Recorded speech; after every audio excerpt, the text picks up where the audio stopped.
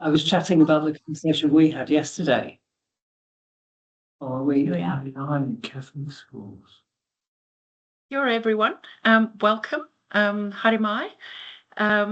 Particularly the schools, the St. Joseph's. I know we've got a couple of St. Joseph's here. My parish is Hatahohepa in Mount Victoria. So this week is about celebrating our feast day. I know there'll be lots of St. Patrick's celebrating on Tuesday, but the St. Joseph's, we've all got Thursday lined up, haven't we? We're just going to give people a few moments to join because it's just turned 3:30. But feel free to come in. If I can see a group of teachers where it says Markel. Yes, hi. Lovely to have you. Hello. Lovely to see you on there. If you want to just put you on mute, yourselves on mute, because then that means you'll be able to have a good conversation about all the things we cover too. Lovely to have you here. I think everyone's just finishing up the school day as we speak, so just waiting for them to all join in. And can you all see the slides as well? All got it? Great.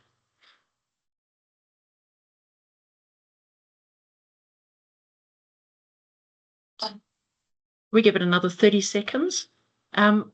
Perhaps while you're sitting there, if you want to just introduce yourself to others in the chat and just say where you're from and what you're hoping to learn today. And then, I know a number of you will know Michael, but you'll see a lot of him in the chat as well. But once we get going, I'll introduce him and myself as well. Somebody has got Read AI meeting notes. I am going to ask if that can, whoever that belongs to, if that can be taken out of the meeting. Does anybody know whose Read AI meeting notes those are?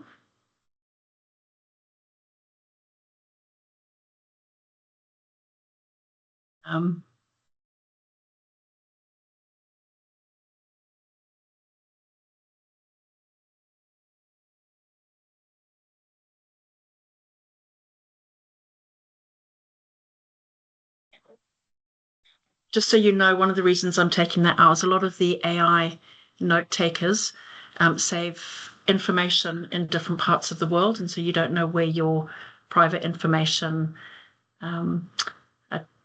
Kia ora, Sue from Holy Family. We are going to get going. Garen, lovely. I hope it's as sunny in Nelson as it is in Poniki today. We are roasting at the moment. Kia ora, welcome everyone, and thank you for taking the time out of your busy schedules to join us today. And I know that the start of the school year has gone really quickly, and we're already in kind of week 4 of Lent, so not long until Holy Week. My name is Jules Hickey, or Julianne Hickey, and I'm here with Michael Stewart.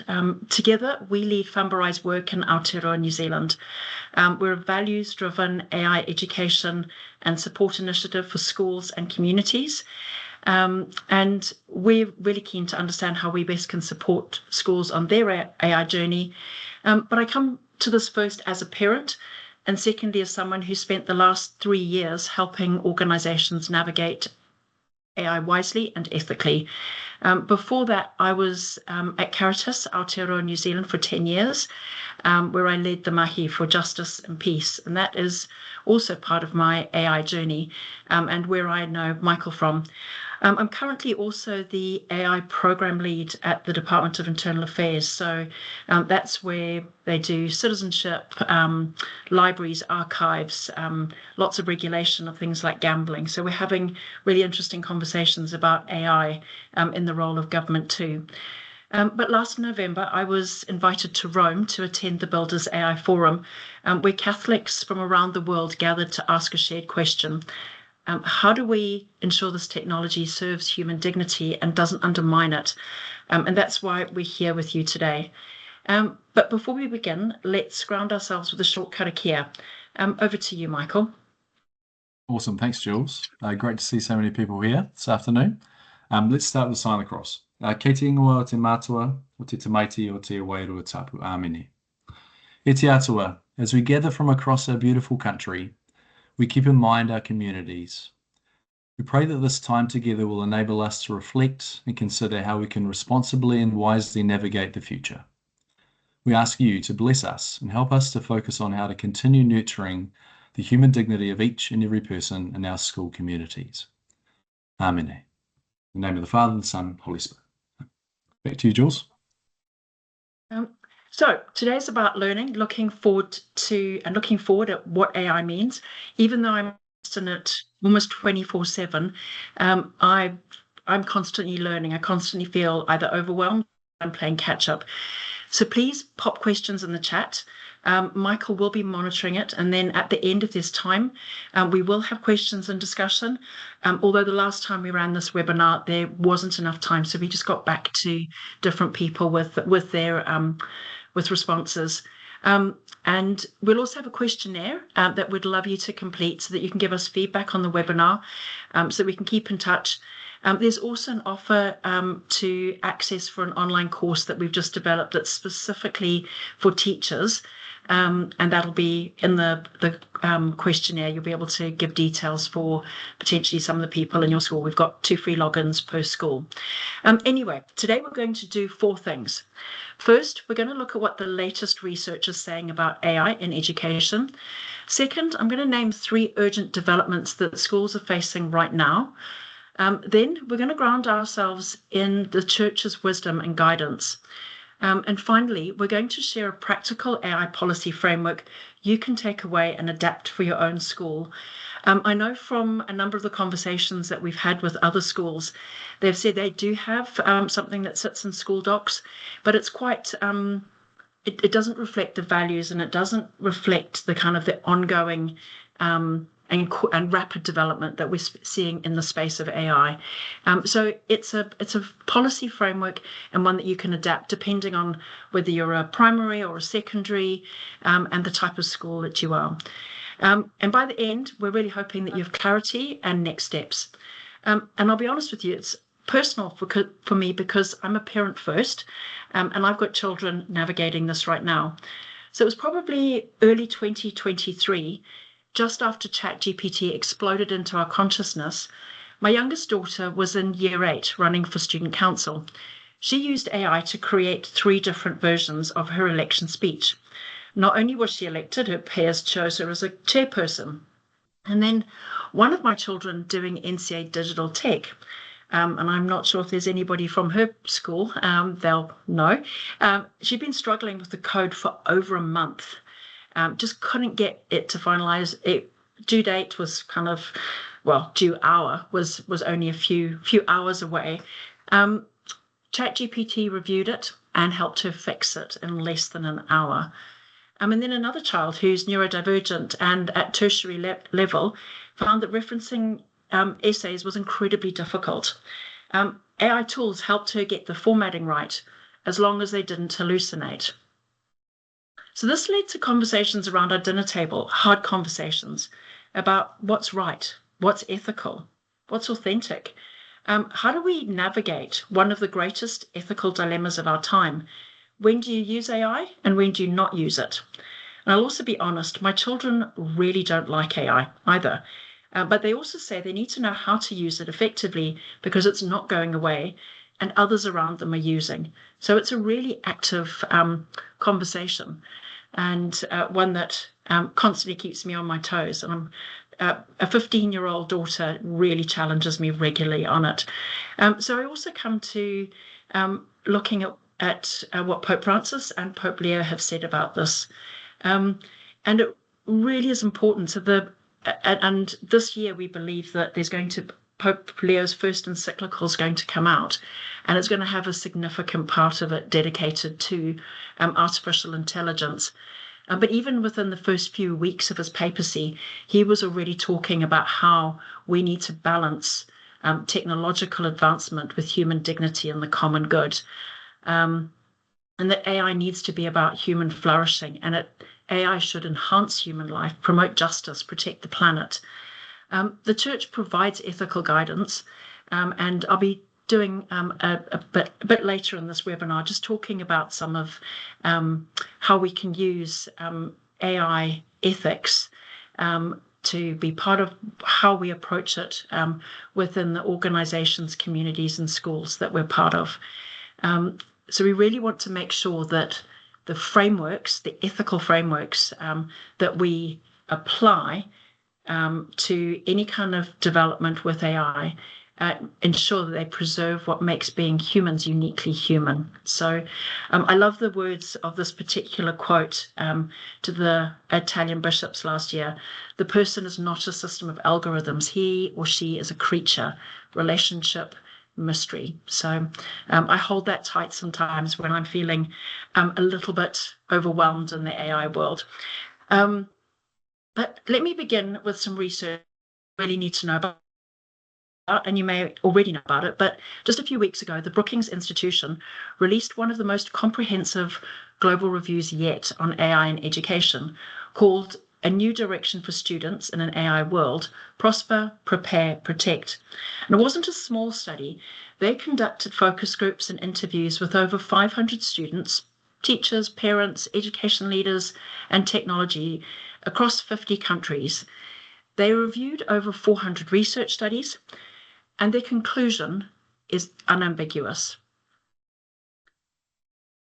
At this point in its trajectory, the risks of utilizing AI in education overshadow its benefits. And let me say that again, the risks currently overshadow the benefits. I'm going to take that, and now we're going to go on a journey about some of those findings, some of what we're seeing, and how having a policy can help with this particular concern, which is a significant one, because this is what they found. They found that AI diminished learning, that an over-reliance on AI tools can put children and youth's fundamental learning capacity at risk. So when students use AI to complete homework or solve problems, they're experiencing what MIT researchers call cognitive offloading. The brain isn't forming the neural pathways essential for critical thinking and creativity. One student told researchers, "It's easy. You don't need to use your brain." The researchers found declining skills across the board: content knowledge down, critical thinking down, creativity down. They also found that trust is fracturing, that teachers trust students less when they suspect AI use, and students trust teachers less when teachers use AI for lessons but aren't transparent about it. This erosion of trust may be one of AI's greatest casualties, undermining the relationships that are foundational to learning. And 16% of teachers said this loss of trust is a significant concern. The third one is the emotional dependence on AI chatbots. Nearly 1 in 5 teachers worry about AI's influence on student well-being. Students are using AI chatbots for emotional support, therapy, and companionship, and not just homework. And the American Psychological Association released a health advisory in June last year, warning that AI companions may displace or interfere with the development of healthy real-world relationships. Because as we know, real-world relationships are messy. You have friction, you have challenge, you work through that. But quite often, the types of AI chatbots that young people and a number of people are getting involved with or developing a relationship with are sycophantic and to take away any of that healthy real-world relationship kind of messiness, if you want. And then the professional versus child paradox. And here's something really crucial. AI is being designed for professional adults with fully developed brains, sophisticated metacognitive skills, and deep expertise in their fields. For them, AI can be a cognitive partner. But children aren't mini professionals. Their brains are still developing, and schools should help them practice critical thinking and sustained engagement with challenging material. For most young people, AI isn't a cognitive partner. It's a surrogate that diminishes development through that cognitive offloading. So, how young is too young? UNESCO recommended in 2023 that children under the age of 13 should not use generative AI in schools. Why, you might ask? Well, they found children under 8 are more likely to attribute human qualities to AI. They may believe chatbots have thoughts and feelings and trust what AI says over adults. Children between the ages of 5 and 12 are developing foundational cognitive and creative skills. And overuse of AI during this period, as we've said before, may hinder the foundational cognitive and emotional development. Teenagers, and I know there are a number of secondary schools on this call today, teenagers in that kind of 13 to 18 are still developing their critical thinking. We know about the impulse control, also trying to learn how to regulate that.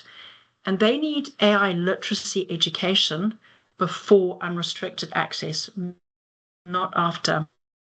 And the MIT study from 2025 found that relying on it leads to cognitive debt. So deferring the mental effort that erodes creativity, and it actually makes users vulnerable to manipulation.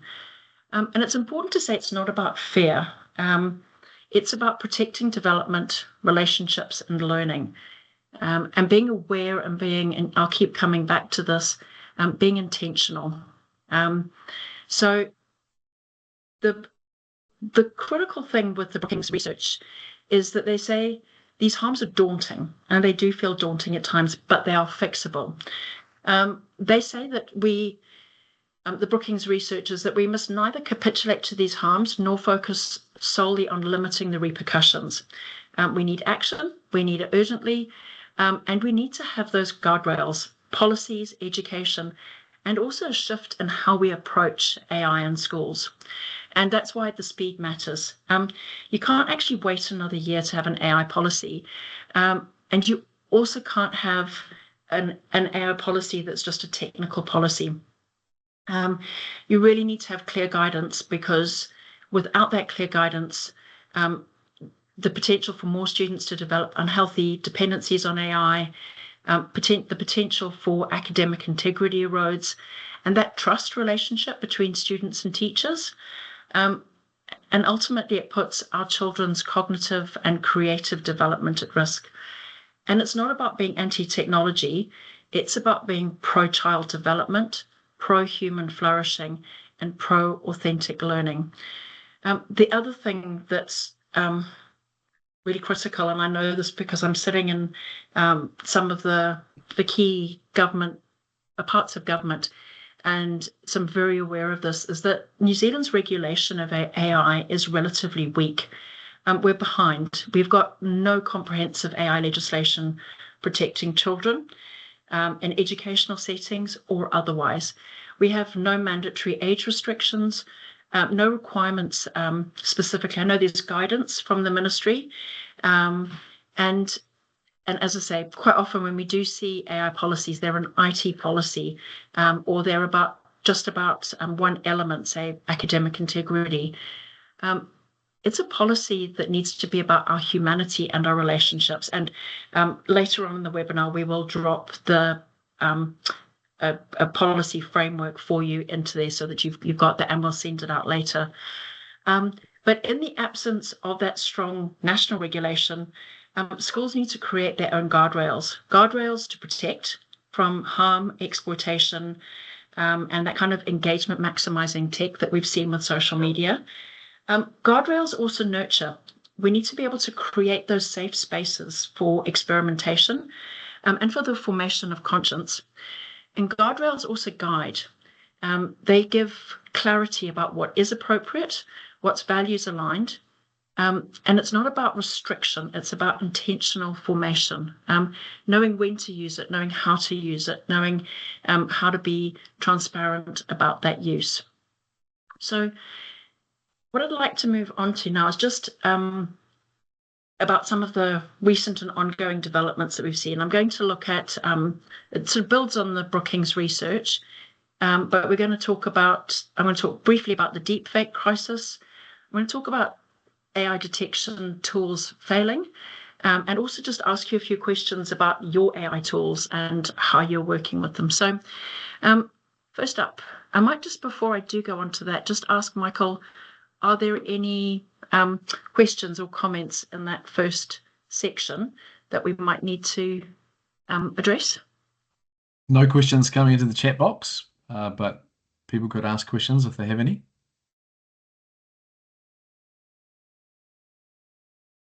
Okay, well, I'll then jump into the three areas of focus. So the deepfake crisis, I've actually just opened up my phone here. I've got stuff, and this was just last week, March the 10th, where mum says he's an easy target. Her autistic son assaulted and targeted with AI image at school. So deepfake abuse is no longer hypothetical. It's entered school communities, not just here in Aotearoa, but overseas significantly. I've got some research about it from the United States, where the evidence shows that deepfake-related harm in schools is rising sharply. And we can, whilst we in New Zealand lack the large-scale national data available in the school leaders and experts are reporting that similar patterns are emerging. So the US research last year in October, the Centre for Democracy and Technology reported that 21% of teachers had seen deepfake, non-consensual, intimate imagery circulating in their schools during the previous year. So that's what they've seen it. You can imagine if that's part of the iceberg.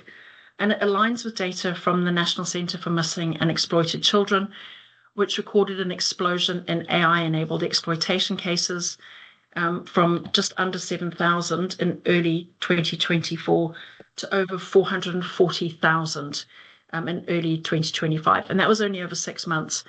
And a RAND Corporation survey further found that 13% of principals had dealt with deepfake involved bullying, especially in the middle and high schools in the United States. The research consistently shows that girls are targeted most often with sexually explicit fabricated imagery causing deep psychological harm.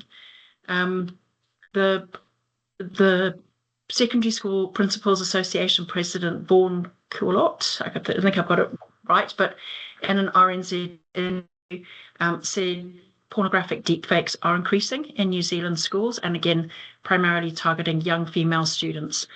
And therapist Joe Robertson described these incidents as image-based sexual abuse, noting that victims often stay silent and the trauma can be no less real or less painful than an in-person abuse.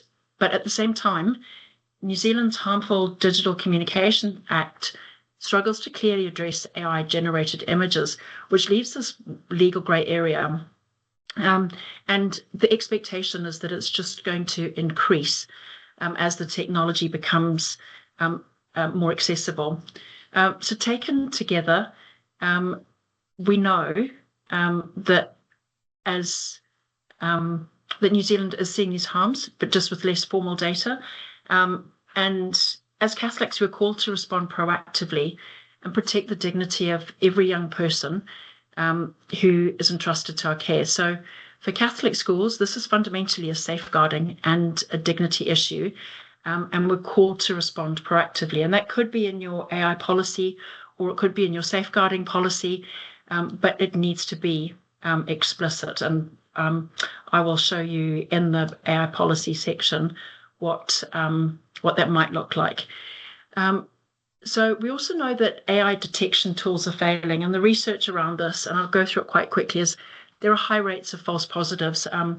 my daughter, who this weekend just graduated as a nurse from down in Otago, which is wonderful. She is neurodivergent and struggled with writing essays. They're really, really difficult. But she would do all her research, write it all up, and then she would say, I've got a 70% written by AI, and I haven't used AI at all. How is this happening? So there's a high rate of false positives, and it's very difficult for students who actually get accused of that and how they manage that. And there's a lot of research that it's, they just get it wrong. And they miss actual AI use while they actually flag humans. There's also that bias against non-native English speakers and, as I said, neurodivergent students. So we know that AI detection tools are failing. So it's important that we look at, again, as Catholic schools, how can we trust? What is the truth? And how does that get reflected? So the third point I just want to talk about in the recent developments is this rapid growth, release, adoption, and adaptation of AI tools is also another reason why you need to have a policy in place. I've got access to all these tools, and with the different clients I work with, I'm trying to keep up with those changes, but they're getting released sometimes without testing. So let's talk about what it might mean for you, depending on which one of these you have. So most schools, I think, run on Google Workspace for Education, and Gemini is now embedded across Docs, Slides, Sheets, Classroom. The concern, it's already inside your ecosystem, which means students and staff may be using it without realizing it's AI. And we know that AI gets things wrong as well. It's the average of the internet, AI average. It's about patterns. So depending on your school's configuration and licensing, the data protections for under 18s may not be set up correctly. So if you haven't audited your Google Admin Console recently, that's a conversation you need to have with your IT coordinator. Then ChatGPT. This is one your students are almost certainly using at home. It was kind of the ubiquitous, and possibly at school on their phones. The concerns, free accounts have limited privacy protections, and conversations may be used to train the model. Students can access it without any school oversight. It's very good at producing polished text that looks like a student wrote it, which is why clear expectations about academic integrity matter more than detection tools. I also find it can be quite sycophantic. So some people may be prone to forming a relationship with it due to its agreeableness. And again, for Microsoft Copilot, it's being increasingly integrated into Word, PowerPoint, Teams. The concern, like Gemini, it can be quietly present in tools students already use, and Copilot draws on data within your Microsoft environment. So if student information is stored there, you need to understand what Copilot can access and surface, because your permissions and how you manage information is critical when you're within that Copilot environment. So 3 different tools, 3 different risks, but there's one common thread: that policy, your school, that shared language for what's acceptable and what isn't. And that's part of what's in the policy template that I will share. So I just think having an audit with your IT coordinator, so checking your configuration, your compliance, your licensing of any of the tools that you're using is really important. So now, in the midst of all these challenges and developments, what is the church saying? Generative AI only be a few years old, but in our experience and understanding. But our church has a strong and solid foundation, thousands of years old, that we can call upon. So let's look at these new things with our age-old frameworks. So one of the new things, Rerum Novarum, 1891, it really solidified my faith when I was at university. Kind of ages me as to when I was there, because we celebrated the 100-year anniversary when I was, I think, second year of university. And so much about what it said, things about the dignity of the human person and all the rights that stem from that dignity haven't changed. They're even more so. Rerum Novarum came out of a result to the challenges of the Industrial Revolution, The fact that Pope Leo chose the name Leo the 14th and it was Leo the 13th who wrote Rerum Novarum is a real indicator that we're in a time of massive change, and how we respond and how we promote the dignity of each person is absolutely critical, because the nature of work is changing. Vatican II in the 60s talked about aggiornamento, which means bring the church up to date. And it really emphasized that dialogue with the modern world. We didn't sit separately as Catholics, but we were fully in dialogue, and we had this universal call to holiness, and even the language, the hope, the Gaudium et Spes, the joy and the hope. And then 2015, Laudato Si. I can't believe that was 10 years ago, more than 10 years ago. But promoting integral ecology, so the interconnectedness of everything, our well-being, social justice, environmental care. AI is one of the things of this era that we need to be understanding in the light of that integral ecology. And then more recently, Pope Francis in early 25 brought out Antiquat et Nova, so of old and of new, and reflecting on that relationship between artificial intelligence and human intelligence, and making sure that AI is task-based. Don't confuse that with that depth of human intellect, the reason, emotion, our embodiment, our moral discernment, and our relationship with the truth. And Antiquat et Nova talks about how AI must complement and never replace that richness of human cognition. AI could never look at an amazing sunset. And I don't know what it's been like in the rest of Aotearoa, but the cicadas in Wellington have been going wild over the last few months. But that sense of, experiencing a sunset, hearing the cicadas, laughing with friends and family, AI can never do that. And really important to remember that as we go. So we have principles to guide our AI use. We have, as I've talked about, the dignity of the human person. We must always respect a person's inherent worth. We're not just objects or data points. And AI should serve the well-being of all and not just a few. And we could probably do a webinar just on that. And also the use of AI should be at the most local level possible. So that's subsidiarity. So governance, your policy must happen at the place where it impacts the people the most. And also that sense of solidarity, we're interconnected.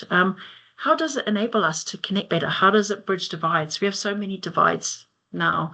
How do we make sure that we're not deepening the inequalities, but how are we bringing more together? And then, protecting our common home. My child, who is rabidly anti-AI, one of my teenagers, is very upset about the use of water and the use of power and what it means for local communities. So, for those in Southland, they've just announced that a data centre is going to be built there. What are we going to do about that? So we're continuing to not just fall for the hype of AI, but look at the opportunities, but also use our principles that have been around for many years to say, what is the best way? So moving towards an orientation of true and good, and being open to the ultimate questions of life. One of the things we will do as soon as Pope Leo, we'll do one of these webinars to break it open and say this is where the thinking is going. But Time magazine has named Pope Leo on the Time 100 AI list last year as one of the top thinkers shaping how humanity confronts AI. And actually, when I was at the Builders AI Forum in Rome, he sent us a message and it got tweeted. And a secular technologist retweeted and said, what's the Pope got to say about AI? This is not a space, it's our space. And actually the tech community, not the Catholic community, but the tech community actually came back at that person going, we absolutely need to be having the ethical, the moral, those kind of questions need to be how we are wrestling with how to build and use AI that serves truth and goodness and beauty. So one of the things he also said to us when we were in Rome was, every design choice expresses a vision of humanity. And therefore the church calls all builders of AI to cultivate moral discernment as a fundamental part of their work, to develop systems that reflect justice, solidarity, and a genuine reverence for life. So again, just always about coming back to what is it about our life, humanity, our communities. So before we get to the policy template, I just want to take a moment to introduce you to Fambirai, which is how this webinar and the policy you're taking away today came to be. Fambirai is a Shona word from Zimbabwe, meaning walk together or let's go together. And that's what we do. We help organizations walk through their AI journey, not with a one-size-fits-all approach, but shaped around your values, your people, and your mission. So when I was actually thinking about this and when I was starting up this organization, it reminded me, I went to a Dominican convent in Harare in Zimbabwe, and the logo, not just the logo, it wasn't the logo, but our mantra, our charism, and was Veritas, truth. And I thought that's amazing because that's exactly that Veritas, that truth, is what would guide any Dominican school or group of people to say this is how we're going to use AI. How do we find that? So that's what your AI needs to do. So some of you will know me from my time at Caritas, and that world of Catholic social teaching is why I care so deeply about getting AI right in this space. And I'm also delighted, I mean, most of you will know Michael better, and he's going to share in a moment some of the things that we're doing. He's a teacher, he's a former deputy principal, but you'll know him from all the curriculum materials he produced at Caritas for Lent and social justice.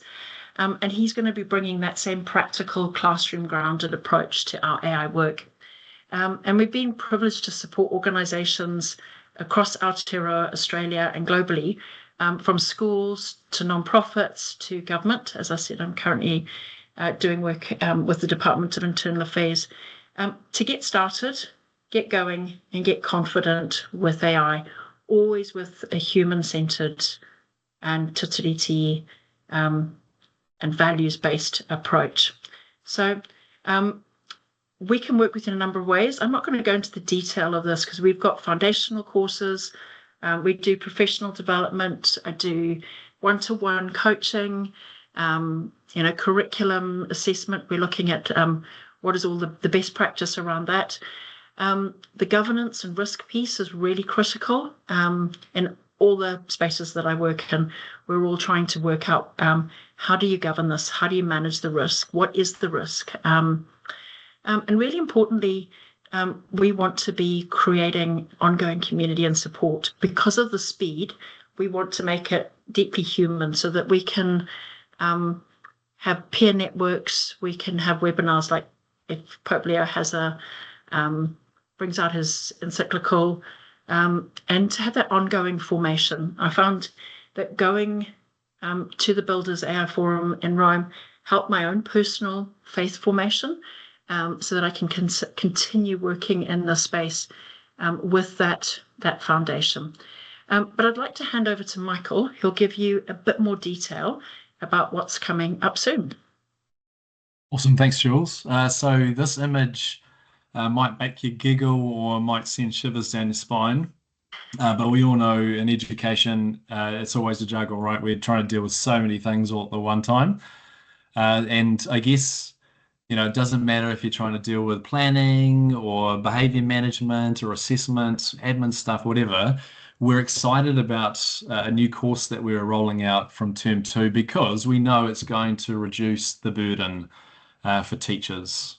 Just even if it's taking one of those balls out of play or reducing the size of it, if people can use AI tools responsibly and effectively, that sort of gets us quite excited. So we'll tell you a little bit about the course now, a bit of a teaser for you. So there's a survey that came out last year in America called Teaching for Tomorrow, and they found that teachers that use AI tools weekly save on average about 6 hours per week. That's a lot of time. If you actually roll that out across the whole year, we're talking about 6 weeks saved per year. That's crazy, right? And the cool thing is that when teachers are able to save time through using AI tools responsibly, they can actually put it back, they can reinvest it into time with their students, right? Getting that connection really solid. So another really cool piece of information that came out of the survey was that I think almost 70% of teachers that completed the survey said they had no training whatsoever.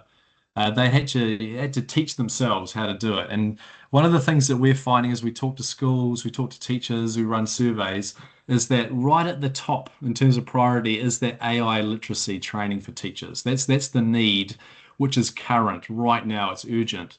And that's what we are keen to deliver. So here we are. We've got the practical AI for busy teachers, and it's available in two formats. We're always trying to be very flexible, knowing how busy you guys are.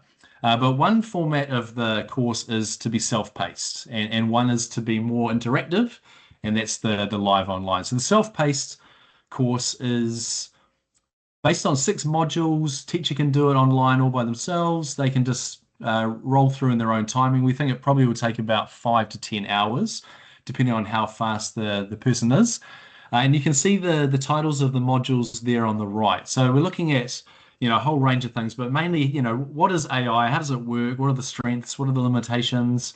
How can you effectively prompt AI tools to get the best out of it, to make sure it's accurate and reliable? How can you support your planning? How can you differentiate your materials that you're teaching with? How can you, increase or work on your assessment? There's a whole bunch of practical tips that come through the course. It's not magic. It's actually quite simple, but it's really, really effective. So that's a self-paced format that'll be available literally in a few weeks, next term. Then we've got the live online workshops, and these are 9 sessions, which they're 1 hour long each. And again, we've got a bit of tailoring here. You can choose whether or not it's a sort of a 2-day short course, do all 9 sessions across the 2 days, or knowing that teachers are so busy, maybe it's a case of doing 1 session each week across the term. And at the moment, the times that we're looking to run them are sort of after school, this sort of bracket, the 3:30 to 4:30 bracket. This particular format, we're really tailoring to teachers from Catholic schools in New Zealand. So we're looking at, creating liturgies. We're looking at unpacking Antiqua et Nova, that new papal document that Jules talked about just before. Really, really great course. And that'll be out also at the start of term 2. So we know that, for teachers, PD and learning is really, really important in the professional growth cycle. So there will be a digital certificate that goes with the course at the end. And the great thing is that the courses are starting very low. So they're only $99 is the lowest they start at. And we know that in some schools, there are multiple teachers that want to take part. They want to take part in the course. So we're offering discounts for schools where there are multiple teachers taking part, or even a school that wants to roll it out for the whole staff. There's deals that we have. So if you're definitely keen on this, and we think it's a great PD course, then get in touch, and we're very keen to tell you more about it. And part of the course, we look at sort of guardrails and policies, and that leads us to what, Jules, you're about to talk about now, I think. So the components of your AI policy. So before I show you the document, or Michael drops it into the chat, I want to ask you something, and you can pop your answers in the chat. What percentage of your staff in your school used AI last week? I'll give you a moment to think about what percentage do you think of staff used AI last week?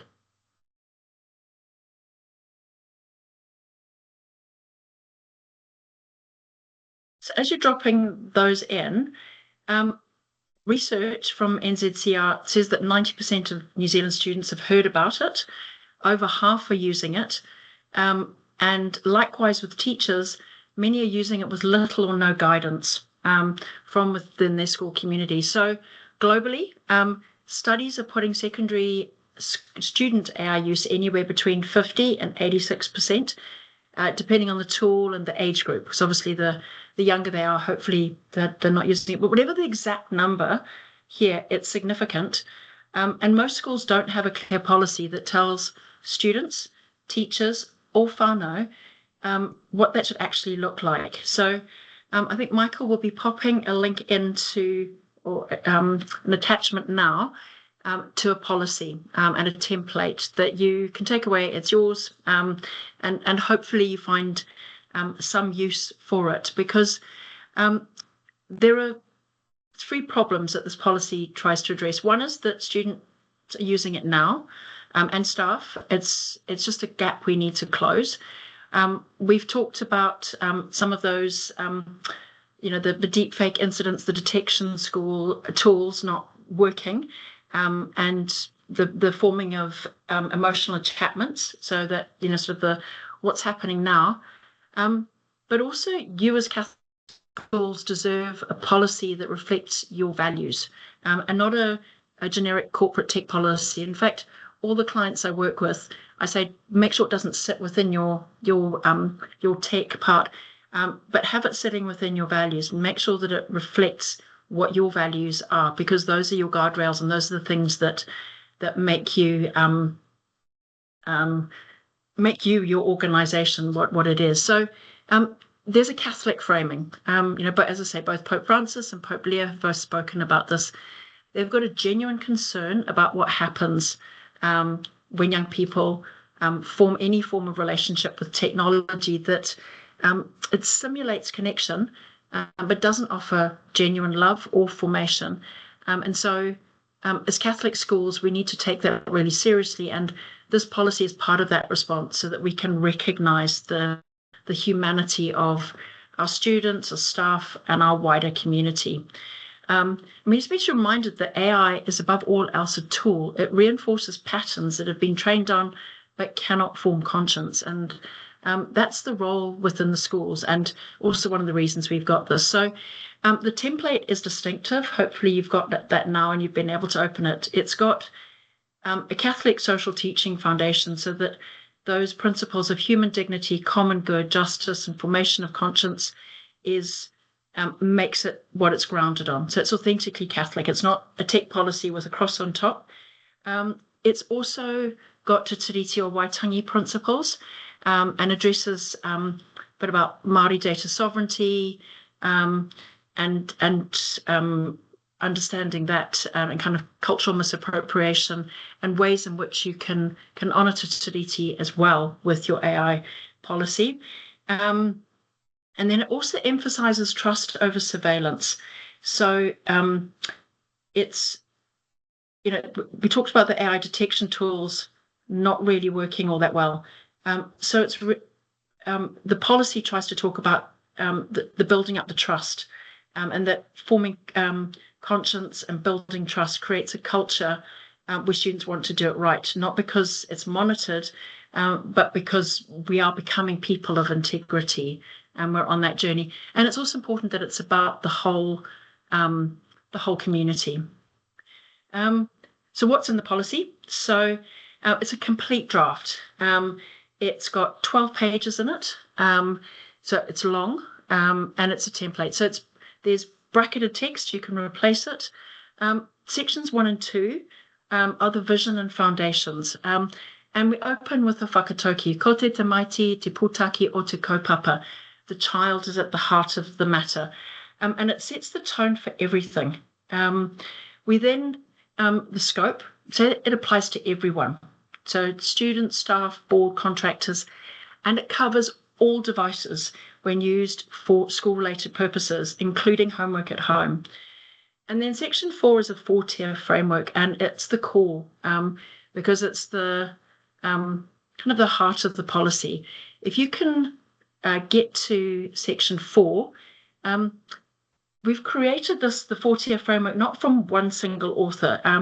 It's kind of practical. It's a synthesis of things that have emerged across education since 2023, and it kind of builds on some of the earlier traffic light assessment models.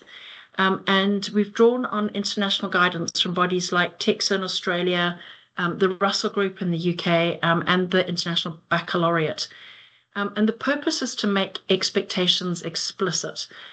So when AI is encouraged, when it may support learning with disclosure, when it requires teacher permission, and when authentic student-only work is essential. So always keeping the learner, ko te tamaiti, at the heart of the kaupapa. So this is the 4-tier framework. And again, I encourage you, when you leave, or if you're with groups of people now, talk about it. So having those the four tiers. So it's AI empowered green, where we actively encourage it, where it actively supports the task. So again, if you've got children under the age of 13, it wouldn't be for your children. It wouldn't be AI empowered, but it might be that it's the teachers who are doing a particular task, maybe AI empowered for that. If it's yellow, enhanced, it's permitted, but it must be acknowledged. It can support the process. The thinking is still at the core, and use must be acknowledged. Assisted, limited, but with permission, and specific approved uses. But then there's also red, so it's prohibited. So I know that NCA for assessments have said it's prohibited for particular types of assessment, and it's either it's not appropriate and requires it without. So what this does is it just removes ambiguity. Students know, teachers know, and there's no grey zone. So for example, for a yellow level task, students may include a simple acknowledgement statement. I used ChatGPT to research the causes of the French Revolution. The thinking is my own. So that's it, just no punishment, just honesty about how it's being used. So within the policy, you also have for students. So students have responsibilities, but they also have rights. They won't be accused based on a detection tool. They can be honest about AI use without fear of automatic punishment. And they'll learn about AI in an age-appropriate way from year 1 to year 13, because we really do believe that there needs to be curriculum appropriate for year 1 to year 13. Section 6 is about the teachers. So getting practical guidance on when and how to use it yourselves, and critically explains that kind of trust over surveillance approach to academic integrity. So the framework is not, it says we're not going to run detection software and hope for the best. Going to design tasks well, communicate clearly, and have honest conversations when concerns arise. We also think that it's really important that whānau are included. And so there's a whole section for families, things like age restrictions on AI tools, what to watch for with chatbot relationships, how to support their child at home. It's a community document, not just a school policy. Maybe not all 12 pages, but certainly the key things about it, you do want to be communicating with your community. And sections 8 to 11 touch on things like the role of the board, safeguarding, implementation. There's things that we've built into that, like an AI steering committee, who should be on it, what it does. The safeguarding section also has explicit zero tolerance language on deepfakes. And in the implementation, I just think that's absolutely critical, that is something that all schools are very clear about. There's also a section about a rollout plan. Again, you can just delete that if it's a document for you to use to edit as much as you want. It is just your template. It's not a final product. It's for you to fill in. The values are embedded, but bring it in. If you are St. Joseph's or a Dominican school, bring in your values, bring in the things that make you your particular community. Decide whether you want to have an AI steering committee, and if you are a secondary school, bring in a student, a whānau rep, possibly a Māori cultural advisor, and consult your community, because that's one way that you'll be able to help them upskill and be enabled to work on it. So adapt it, refine it as much as you need, and add sections that suit your particular context, primary, intermediate, secondary. Find a way to make it your own, and make sure that it gets adopted and gets, if you use school docs, that it's in there as well. And brief people, talk about it. If you do take on the 4 tiers, talk about it in your classrooms, have it as part of your CPD. In my notes here, I've got review annually. At the moment, with some of my clients like Hutt City Council, we've trying to think, sometimes 6 monthly, we'll review aspects of policy or guidance. It needs to be active. It's not like there are some policies that you can just review every 3 years. At the moment, your AI policy is not one of those. It's definitely written for a Catholic school context. And, I'd say the possibly kind of a framework and the safeguarding really are critical, but everything else you can flex it. So that is the policy. I'm conscious that we're nearly out of time. So I'm going to skip through the next bits, but just to say, AI is already in your classroom. Students are using it today. Potentially, I know you've got a lot of principals on this call. You have staff who are using it, but actually haven't had the training in how to do that well or how to do it safely. So it isn't whether to engage, it's how we can do it on our terms, with our values, with our community. And I hope that with this policy, you'll be able to find a way to do that. We'd also really like your feedback on both the webinar today. Michael will be dropping in a link. You can either fill in the link that you've click on in the chat, or if you've got your phone, you can hopefully scan that QR code. I'm quite new at scanning QR codes or creating QR codes, so I hope that one works. But we'd really value your feedback about the webinar, about future webinars you'd like us to run. We're committed to running free webinars where we think it will help to bring us together and as a community talking about the things that we're facing, bringing in other voices, sharing. We know that there are a number of good things happening across the Catholic community and certain Catholic schools, and we want to share that. We want to go on that journey together. We're also keen to find out what your learning needs are. And if you fill in the questionnaire, we've also got, we're offering 2 free logins to that course, the self-directed, self-paced online course. So every school, we're wanting to give you 2 free logins, and in return, we'd love your feedback just to make sure that it's right for you. I'm halfway through the course, and even though I've been doing AI for 3 years now, I'm learning from it, and it's actually quite a nice, lovely, gentle way to upskill too. So if you're filling that in, I want to, because we've got 2 minutes left, just quickly talk about Saint Carlo Acutis, who was, he died in 2006 at the age of 15, and recently canonized, and known as the patron of the internet. He loved computers. He taught himself programming. He built websites, and he's fascinated by technology. But he never let technology replace his relationships with real people or his faith. And he said the internet wasn't just for entertainment, it's a way to share what matters. And I love this quote, all people are born originals, but many die as photocopies.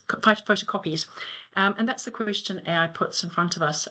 How our students and ourselves, how can we use them to become more fully ourselves, more creative, more capable, more connected? Or will we hand over thinking and become photocopies? So hopefully with this seminar, webinar, we've covered why AI matters, the risks, the opportunities, particularly when it's guided by your values. You've seen the practical 4-tier framework. You've got a template now that's grounded in Catholic social teaching, and the policy is yours to adapt it, fit it to your school, your charism, your community. Please do fill in the questionnaire. Your feedback genuinely will shape things. And if you'd like to stay in touch or explore how we can support you or how you could contribute to this wider community, I'll put some details on our final slide, and we will be sending these slides out as well. I will close as it's 4:30 with a quick karakia, and Michael and I will stay on if there's anybody who wants to continue chatting in a less formal setting. Kia tau ngā manakitanga a te mea naro, ki runga ki tēnā o tātou, ake, amene. So may the blessings of the unseen rest upon each and every one of us forever and ever. Amen. Ngā mihi nui. Thank you very much.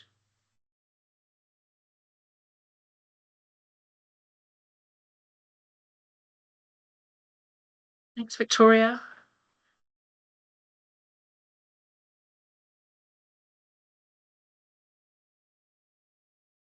Lovely to see you today, Teresa. Hope all's well in Palmerston North. Yes, it is. Thank you, Jules. Thanks very much. It's been fantastic. I hope you've enjoyed that. I hope you found that useful. Yeah, really and truly. And I've sent you an email, Michael. Awesome. Thank you for that. Yeah. Okay, I'll talk Yeah. soon. Okay. Oh, thank you so See you much. later. Yeah. Shannon, thank you so much for that feedback. Mate wa deta.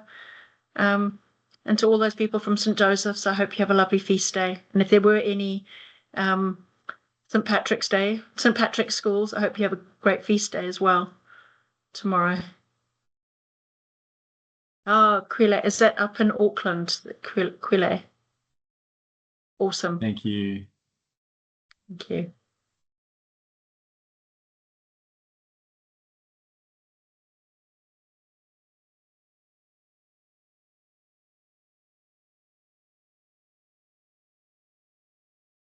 Are there any final questions from the people who are still here? Markel? I'm not quite sure who Markel is, but I can see that there are 4 of you there, I think. Garen College. Yeah. Is that Garen College? And Sunny Nelson. How did that go, Markel? And Garen College? Kia ora everyone, talofa lava malore. Thank you for the workshop. It was really, really cool learning about the AI, but no questions. Sorry, Michael's really terrible with technology, so she doesn't know how to hang up. So she kind of just left the room while me and my other colleague Tony over here were just, having a nice conversation about how much we enjoyed it. So I'm just filling out the feedback. You go back and awesome. do that. Thank you. Yeah, you go back and do that. We'd really love that feedback. That's awesome. Thanks for that. I'll get it sent over, and I almost finished. I just got to press submit. So, God bless you all. Awesome. Thank you for your God bless work you that too. you're doing behind the scenes. I really appreciate it, and keep doing God's work. God bless everyone. Yeah, God Thank bless you very too. much. Yeah. And yes, we will resend all the templates and everything. Yes, yeah, we will. So there's no further questions. Shall we end the event? Yeah, we can. There's Okay. still a few more. No more final No more? questions. Audrey, Jennifer, Victoria, or Dargaville? Okay. Lovely to have had you all. We're going to finish this up, but don't hesitate to reach out if you want anything more. Definitely. Thanks. Enjoy the Ka rest of kite. the afternoon. See you later, everyone.